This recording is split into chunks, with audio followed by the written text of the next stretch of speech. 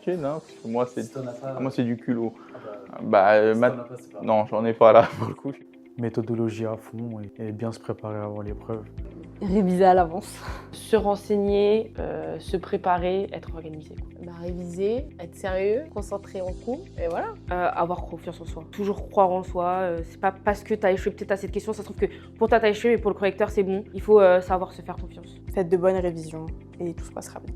Personnellement, je suis mémoire écrite, donc j'écris mes cours. C'est très chiant, mais j'écris mes cours et je répète.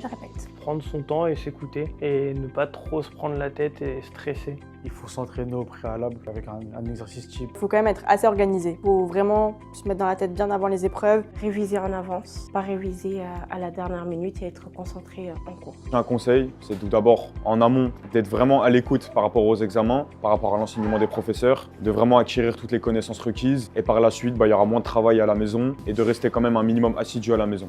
Ce qui est important, c'est que écouter le cours, c'est bien, le lire, c'est super, mais le réécrire à ta façon, c'est ça qui va te permettre à toi de comprendre. Déjà, l'écriture, comme à l'ancienne, on sait que ça rend très bien, donc réécrire à ta façon, c'est ce qui va t'aider à mieux comprendre les cours. C'est de faire des fiches de révision tous les jours, les relire très souvent et essayer de cibler sur les thèmes qui reviennent le plus souvent dans certaines matières. Qui va être finance, mathématiques, j'ai un peu du mal. Donc le mieux, c'est de faire et refaire des exercices pour s'entraîner un maximum. Même si c'est le même, vous changez juste les chiffres et ça va vous aider. Que je comprends vraiment sur quoi j'étudie. C'est vraiment très important de comprendre et de pourquoi on le fait. Une fois qu'on a compris et qu'on se met en situation, je vais pouvoir mettre une situation que je connais déjà et pouvoir la mettre en œuvre. J'aborde le sujet comme si j'étais vraiment dans un vrai contexte professionnel.